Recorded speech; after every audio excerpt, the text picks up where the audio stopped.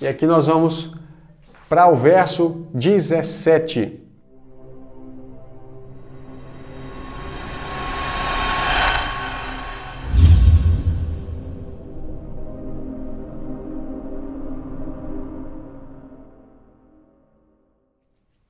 E eu, quando o vi, caí aos seus pés como morto. Essa experiência também você vai ver semelhante quando Isaías, no verso 6, verso 5, capítulo 6, verso 5, ele vê o trono de Deus. Ezequiel, capítulo 1, verso 28, e uma experiência semelhante com o Daniel, até mesmo vendo o anjo Gabriel, Daniel 8, verso 17. Né? Experiências poderosas espirituais geram esse tipo de circunstância. Isaías e Ezequiel viram a Deus, então caiu aos seus pés como morto.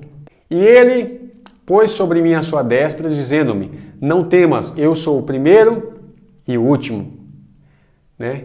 Você vê Daniel 10, versos 7 e 8, fala, e só eu, Daniel, tive aquela visão. Daniel 10, versos 7 e 8. Os homens que estavam comigo não a viram, contudo caiu sobre eles um grande temor, e fugiram escondendo-se. Fiquei, pois, eu só a contemplar aquela grande visão, e não ficou força em mim.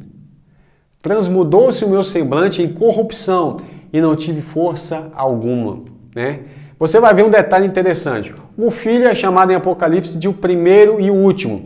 Apocalipse 2, verso 8. E ao anjo da igreja de Esmina escreve, isso diz, o primeiro e o último, que foi morto e reviveu. Quem é o primeiro e o último? Jesus, que foi morto e reviveu. Está falando do filho.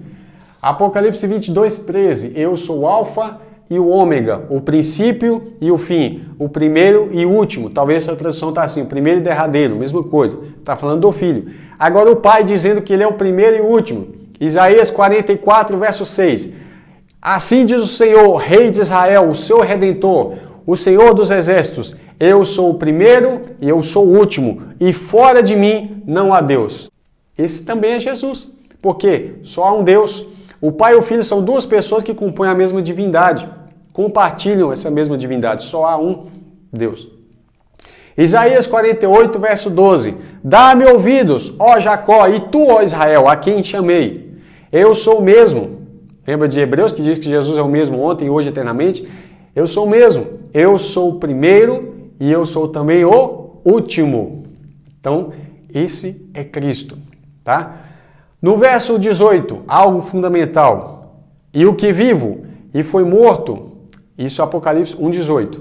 E o que vivo e fui morto, mas eis aqui vivo para todo sempre. Amém. E eu tenho as chaves da morte e do Hades, né? Que é o mundo dos mortos. Se você viu o capítulo 1, verso 7, você já sabe o que é isso. Chave, irmão, chave é sinal de autoridade. Você lembra Jesus falando em Mateus 16, verso 19, sobre as chaves do reino dos céus, né? Fala, darei as chaves do reino dos céus. Em Mateus 18, 18, vai falar com os seus discípulos, tudo que ligardes na terra será ligado no céu. Ligar e desligar, essa chave tem o domínio, isso é autoridade. E ligar na terra e ligar no céu, desligar na terra, desligar no céu, isso é autoridade. Apocalipse 3, verso 7 e verso 11. E ao anjo da igreja que está em Filadélfia, escreve, isso diz o que é santo, o que é verdadeiro, o que tem a chave de Davi. Que chave será essa? Chave de Davi. Que abre e ninguém fecha, que fecha e que ninguém abre. Olha a autoridade, hein? Abre e ninguém fecha, fecha e ninguém abre, porque a chave está com ele. Guarda o que tens, para que ninguém tome a tua coroa. Ó, ele está falando de reino. Isaías 22, verso 22, vai dizer o seguinte, sobre Eliaquim, né? Deus levanta, que significa Eliaquim, significa Deus levanta ou Deus ergue. Ele tem a chave de Davi. Filho de Elquias, Ilquias, porção de Deus, ou Deus é minha porção. Ele é dado a chave de Davi. Deixa eu abrir aqui Isaías 22, verso 22. Diz o seguinte, ó. E porei a chave da casa de Davi sobre o seu ombro. O que ele abrir, ninguém fechará. E o que ele fechar, ninguém abrirá. No verso 20 diz, e será naquele dia que chamarei o meu servo Eliaquim. Esse é um nome, só que esse nome significa o meu servo, a quem Deus ergue, a quem Deus levanta. Né? Filho de Ilquias. O que significa Ilquias? Porção de Deus, ou Deus é minha porção. Então está falando de Cristo ali. E Jesus fala, não é o Eliaquim que tem a chave. Ele fala, eu tenho a chave de Davi. Tá certo? Que abre e ninguém fecha e fecha que ninguém abre. Agora, veja bem, Ezequiel 37:13. E sabereis que eu sou o Senhor, quando eu abrir a vossa sepultura ou sepulcros. Ou seja, lembra que Jesus falou que ele tem a chave da morte? Então, a chave da morte precisa abrir a sepultura. Está ligado o seu corpo ressuscitar? Está ligado em tirar sua alma do Hades? Né? Então, e vos fizer subir das vossas sepulturas, ó povo meu, sabereis que eu sou o Senhor. Olha que coisa chique. Ele tem a chave da morte e do Hades. E aqui está falando da chave da morte, quando ele vai abrir as sepulturas. Tá ok? Apocalipse capítulo 1, verso 19 diz o seguinte: escreve as coisas que tem visto, e as que são, e as que depois dessas hão de acontecer. Primeira coisa, o que tem visto está no capítulo 1, é a visão do Cristo glorificado no meio dos 7 castiçais. Agora, o que seriam as coisas que são? É a situação das 7 igrejas, capítulo 2 e 3.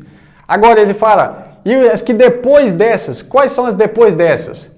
São os eventos futuros, de Apocalipse 4 até o 22, né, o futuro. Agora tem um detalhe, ele fala algo importante, depois dessas hão de acontecer. Isso testifica que, além do livro ser profético, testifica de que são eventos, né, eventos que literalmente ocorrerão, tá certo? Elas vão acontecer. Então não está falando simplesmente de uma visão espiritualista, idealista, de que são apenas figuras que tratam de conflitos do bem e do mal, mas são eventos que vão acontecer, tá? Então nós temos aqui sequências e até um esboço do próprio livro, coisas que são, que você viu, coisas que são e que brevemente vão acontecer e que vão acontecer ainda, né? João recebe ordem de escrever o livro, Apocalipse 1, 11, também no verso 19, Apocalipse 2, verso 1, verso 8, verso 12 e verso 18, e Apocalipse 3, verso 1, verso 7 e verso 14. João tem ordem de escrever esse livro várias vezes, né? Escreve aí, tal.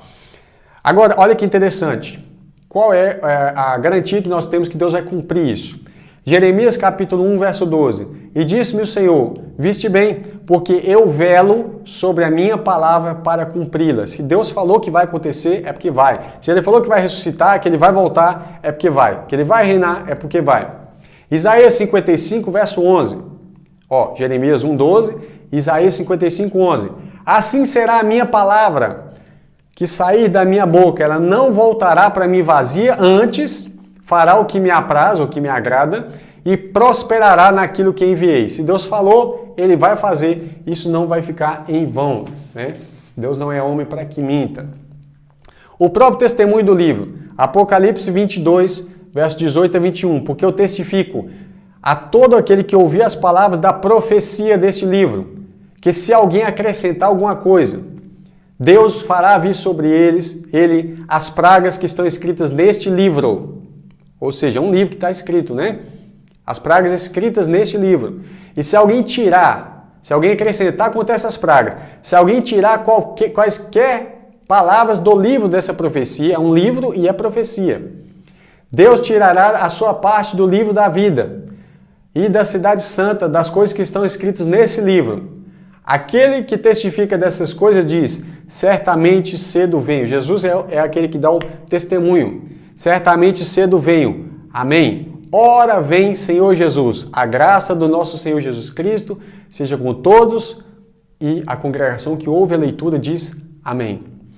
O último verso de Apocalipse, capítulo 1, diz o seguinte, o mistério das 7 estrelas, ele vai revelar aqui, que viste à minha destra, e dos 7 castiçais de ouro. As 7 estrelas são os anjos das 7 igrejas.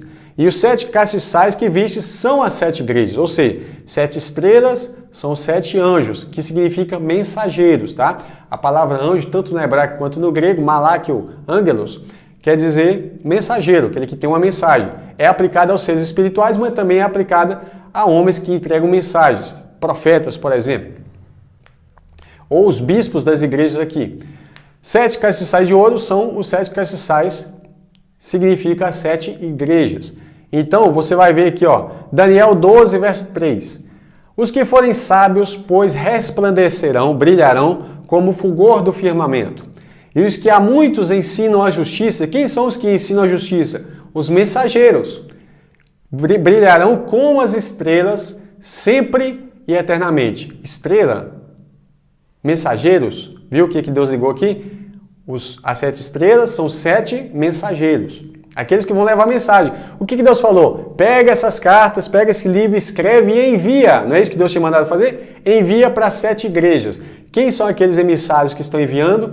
São aqueles que foram lá visitar João, né? E aí eles pegam essas cartas e levam para as igrejas para que elas venham ler. Quem vai fazer essa função? Certamente os bispos das igrejas, daquelas igrejas que estavam lá no Apocalipse, né? Aquelas igrejas da Ásia. Então os bispos vão lá visitar João, recebe essa carta, leva como mensageiros, por isso são chamados aqui de anjos, ou seja, de mensageiros, e aí essas cartas estão sendo endereçadas tanto para eles quanto para as igrejas, e aí Apocalipse 21, 17 vai fazer também uma ligação de homens com anjos. Apocalipse 21, 17, e mediu o seu muro, o muro da cidade santa, de 144 côvados, isso aponta para os 144 mil, tá? Conforme a medida de homem, que é a medida de um anjo. Ou seja, homem e anjo estão aqui conectados para esse evento, tá? Só para a gente continuar, a gente vai falar um pouco sobre os símbolos no próximo vídeo.